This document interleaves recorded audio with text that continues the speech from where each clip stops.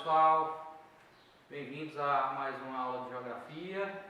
Professor Franklin, sejam todos bem-vindos. Espero poder contribuir com o desenvolvimento de vocês e que a gente consiga recuperar esse tempo, né, por conta da quarentena aí da Covid-19, do coronavírus, ok?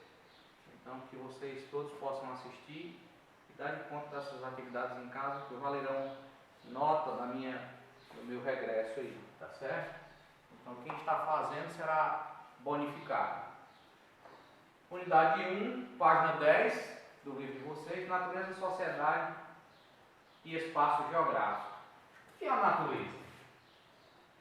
Tudo aquilo que existe no nosso planeta, né? No qual nós habitamos, os recursos naturais, a água, as águas, os rios, as rochas, a vegetação, os animais, tudo isso faz parte da natureza. Sociedade. Sociedade. Somos nós, seres humanos, nós somos os seres que vivemos em sociedade, né? Espaço geográfico é tudo aquilo construído por nós na natureza, né? Então, o espaço geográfico é a relação entre a sociedade e a natureza, né? Constitui o que a gente chama de espaço geográfico, né? Não há espaço geográfico sem sociedade, assim como não há espaço geográfico sem natureza. É preciso ter essas duas para se constituir o espaço geográfico. Idade da Terra.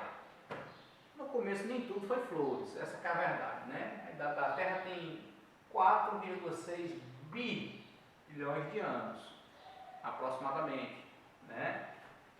Enquanto que o homem, ou seja, nem era o homem aqui ainda, os hominídeos, né? A primeira espécie ancestral do homem, né? O homem evoluiu dessa espécie, né? Uma espécie que viveu na África, né? No continente africano, há cerca de 4 milhões de anos. Então, se a gente comparar a idade do homem com a idade da Terra, o homem é um bebê, porque nós temos a diferença de mais de 4.000 vezes o tempo da Terra. A Terra é mais velha do que o homem 4.000 vezes, mais de 4.000 vezes, ok?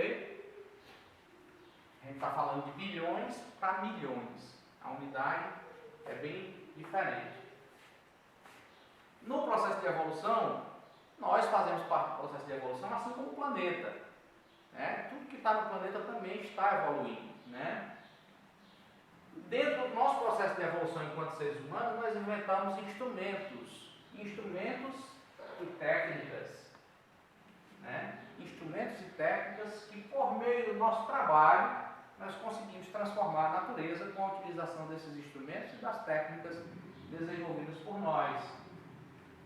Tudo isso acumulou o que a gente chama de conhecimento. Então, o homem acumulou conhecimento no processo histórico e é isso que as escolas hoje fazem com vocês. Tentam passar um pouco do conhecimento acumulado do processo histórico. É essa a grande função da escola, a grande responsabilidade da escola. Então, mas nem sempre o homem foi assim. Nem sempre o homem teve técnicas, instrumentos e se utilizou do seu trabalho, do seu conhecimento, vamos dizer assim, como utiliza hoje, né? Isso foi um processo realmente de evolução, né? Houve realmente esse processo de evolução. Então, inicialmente, né, vamos entender o processo de como a Terra se formou, né?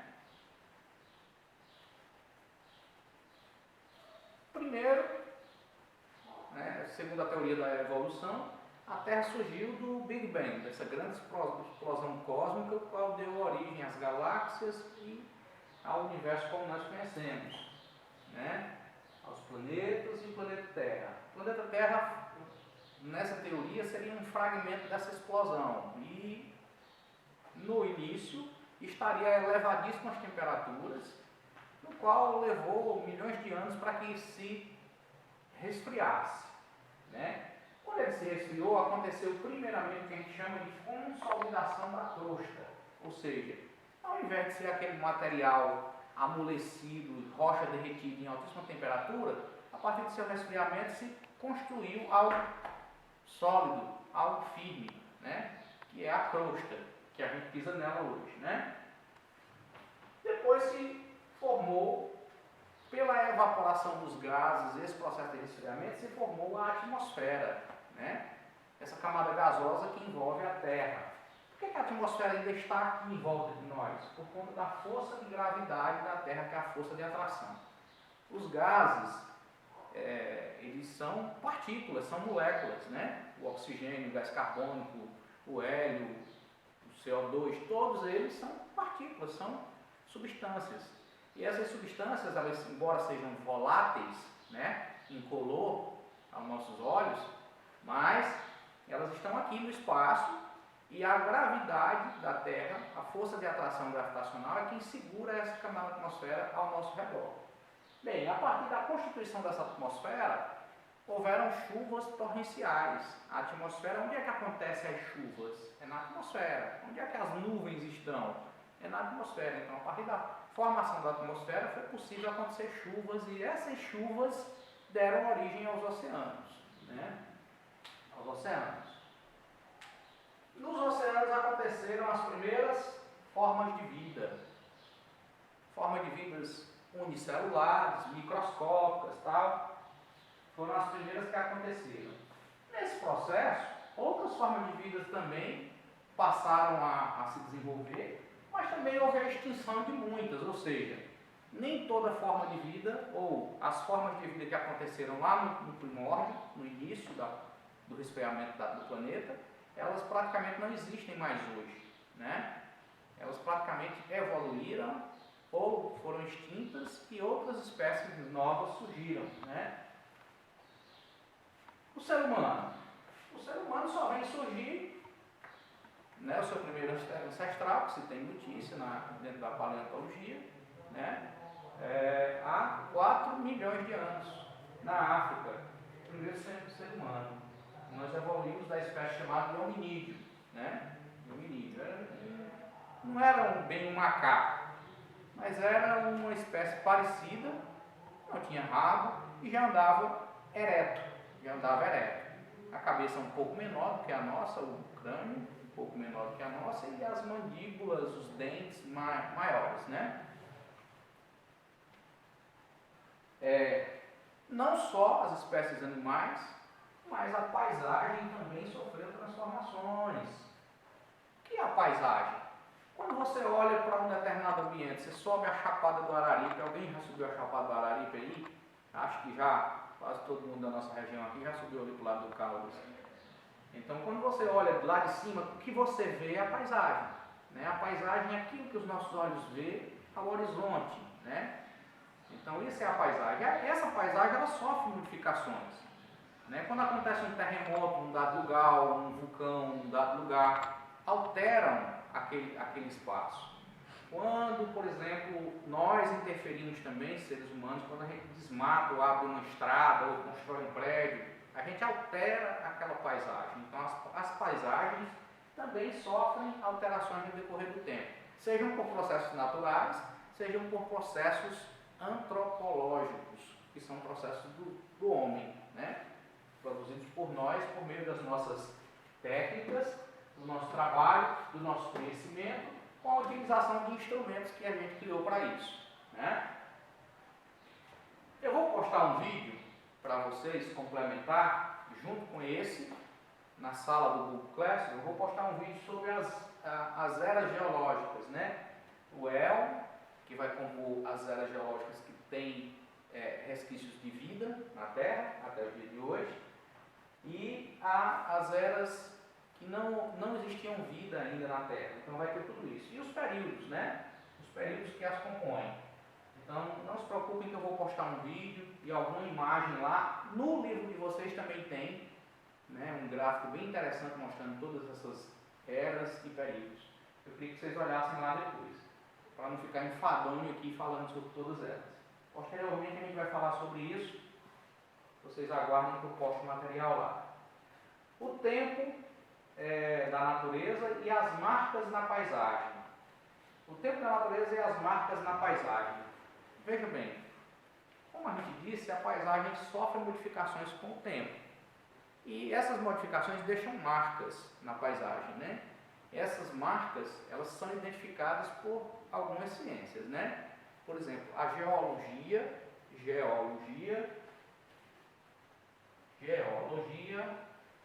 ela vai estudar a formação da crosta terrestre, as estruturas que são formadas de rocha, do endurecimento do magma ou da fragmentação da rocha posterior, né?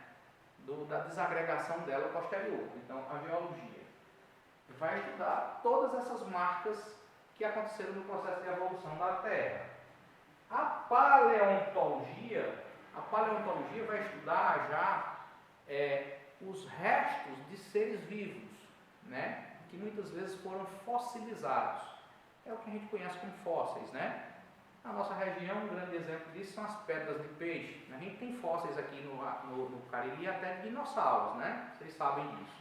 Então, a paleontologia vai se encarregar de estudar esses processos, né? De estudar esses vestígios, de ver a datação deles, né? Para isso se utiliza métodos interessantes, né? Por exemplo, carbono 14 e o urânio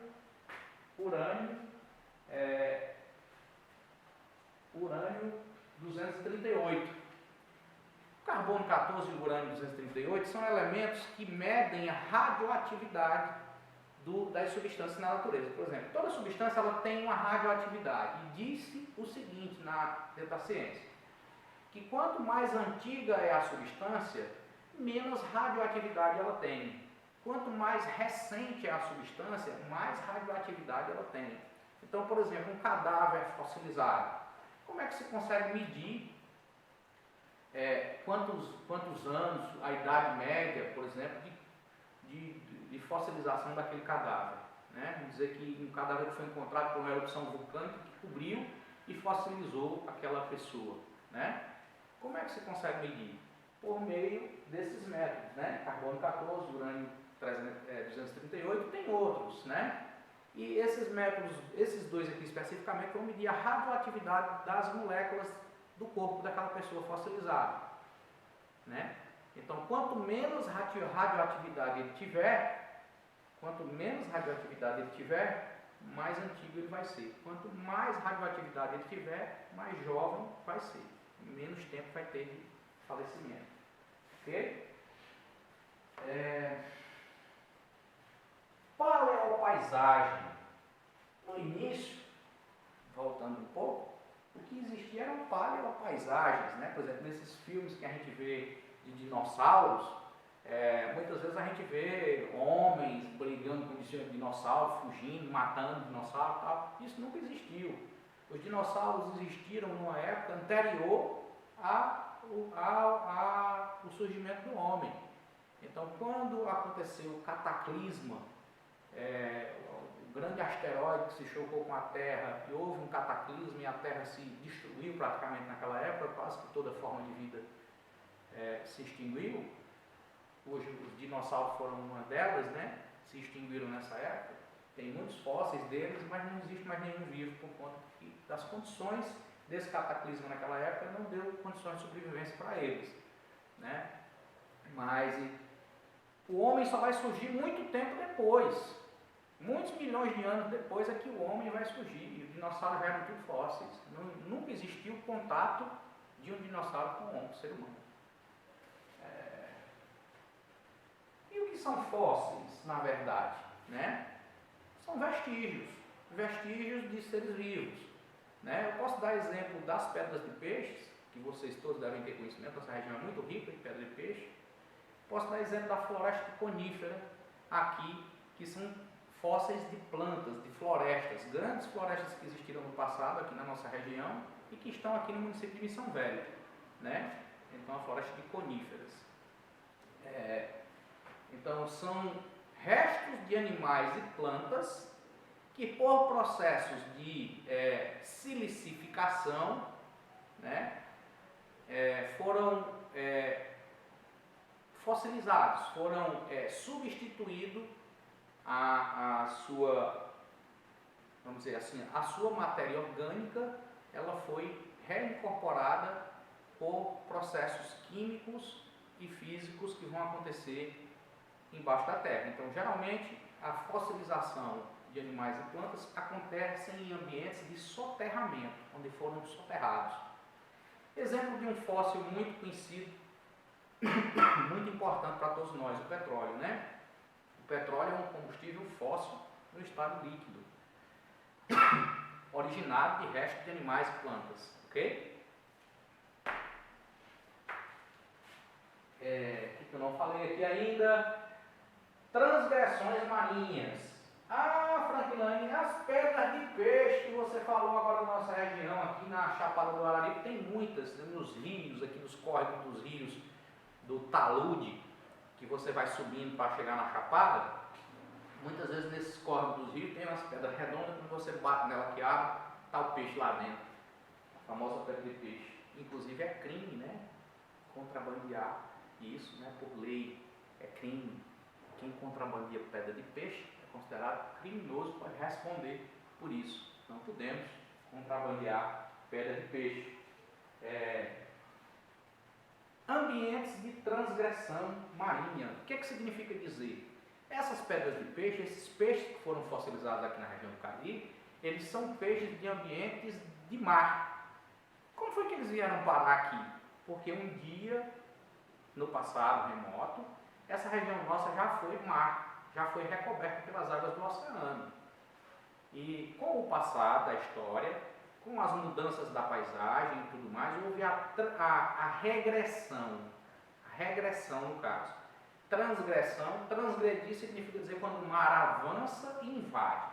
Então, houve essa época de transgressão, onde o mar invadiu essa região nossa, e depois houve a época de regressão, o mar regrediu. No entanto, ele deixou águas aqui que depois elas foram evaporadas, e os peixes que ficaram se enrolaram na lama e tudo mais, e aí eles foram fossilizados, e essa água secou, evaporou, formou-se alguns depósitos de gesso, de outras coisas que precisavam do sal, senão não teria acontecido essas formações que a gente tem na nossa região, que só se organizam da forma que estão, porque um dia foi ambiente marinho.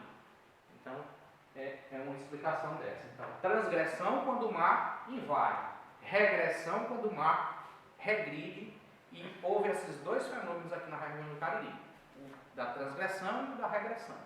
No da regressão, os peixes que ficaram foram fossilizados. Floresta de conífera, ambientes antigos de florestas, né? Grandes árvores, essas coníferas, né?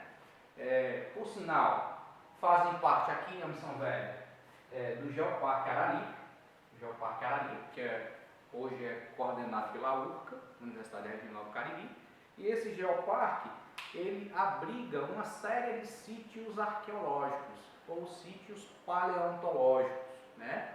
Dentre eles, a floresta de coníferas aqui em Missão Velha. Então, depois a gente pode pesquisar mais sobre o Geoparque Araripe e sobre esses sítios paleontológicos existentes na região do Cariri. É uma dica minha para vocês. Pessoal, todo mundo em casa, vamos terminando por aqui. Respeitem a quarentena, proteja a sua família e a você. E até a próxima.